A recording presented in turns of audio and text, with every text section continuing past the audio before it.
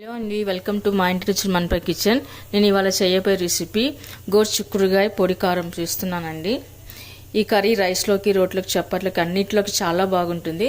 అయితే ఎప్పుడు చేసే ఈ కర్రీ చాలామందికి తినాలంటే బోర్ అవుతుంది, కర్రీ టేస్ట్ కూడా అవ్వదు. కాబట్టి ఇప్పుడు నేను చేసే పద్ధతిలో ఒకసారి మీరు ట్రై చేసి చూడండి.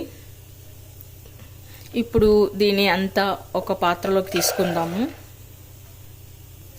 ఇప్పుడు ఇది మునిగే వరకు వాటర్ వేసుకుందాము.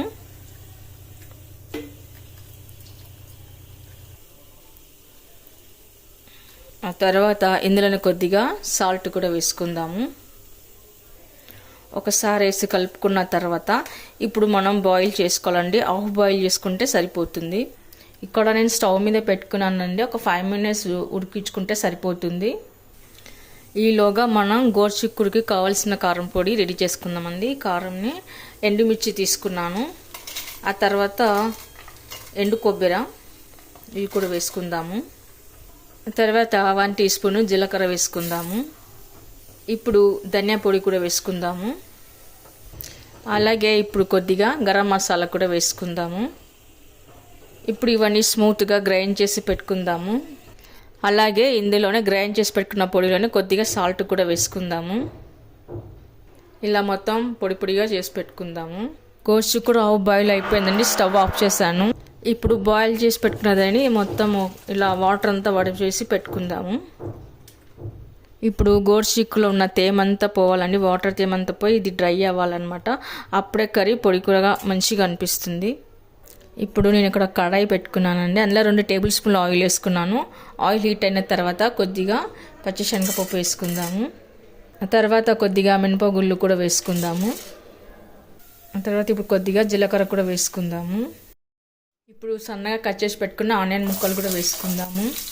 ఇప్పుడు ఆనియన్ ముక్కలు కలర్ మారే వరకు వేసుకుందాము. అలాగే ఇప్పుడు కొద్దిగా పసుపు కూడా వేసుకుందాము. అలాగే కొద్దిగా అల్లం వెల్లుల్లి పేస్ట్ కూడా వేసుకుందాము. అలాగే ఇప్పుడు ఒక రెమ్మ కరివేపాకు కూడా వేసుకుందాము. ఇప్పుడు దీనిలో వాటర్ ఏమంతా దిగిపోయిందండి. ఇప్పుడు మనం ఫ్రైలోకి వేసుకుందాము.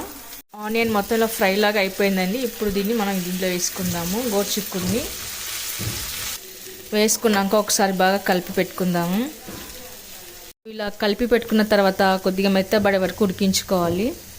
ఆ తర్వాత ఇప్పుడు ఇలా ఉడికించుకున్న తర్వాత తేమంతా పోయింది చూడండి. ఇలా అయిన తర్వాత మనం పొడి చేసి పెట్టుకున్నది, మిక్సీ జార్లో పొడి చేసి పెట్టుకున్నది ఈ పొడి వేసుకుందాము. ఇప్పుడు దీని అంతా వేసి ఇలా కలుపుకుందాము. ఇలా అంతా కలిపి పెట్టుకున్న తర్వాత ఇలా 1 నిమిషం పాటు కలిపి పెట్టుకున్న తర్వాత ఇప్పుడు కొత్తిమీర వేసి గార్నిష్ చేసుకుందాము. ఇప్పుడు సర్వింగ్ బౌల్లోకి తీసుకుందాము. కర్రీ మాత్రం చాలా సూపర్గా అట్లా పొడి పొడిగా బాగా వచ్చిందండి. మీరు కూడా ట్రై చేయండి. మీకు ఎలా కుదిరిందో కామెంట్స్లో పెట్టండి. లైక్ చేయండి, షేర్ చేయండి, సబ్స్క్రైబ్ చేయండి. ఇప్పుడు ఈ విధంగా నేను చెప్పినట్లు ఈ కర్రీ చేసినట్లు ఇంట్లో వాళ్ళందరూ చాలా ఇష్టపడతారండి. మళ్ళీ ఇదే కావాలంటారు. అంత టేస్టీగా అంత సూపర్గా ఉందన్నమాట. ఇది రోటీలోకి, రైస్లోకి, చపాతీలో అన్నిటిలోకి చాలా బాగుంటుందండి. సైడ్ డిష్గా కూడా ఇది చాలా బాగుంటుంది. మీకు కనుక ఈ వీడియో నచ్చినట్లయితే కామెంట్స్ పెట్టండి. Thank you for watching.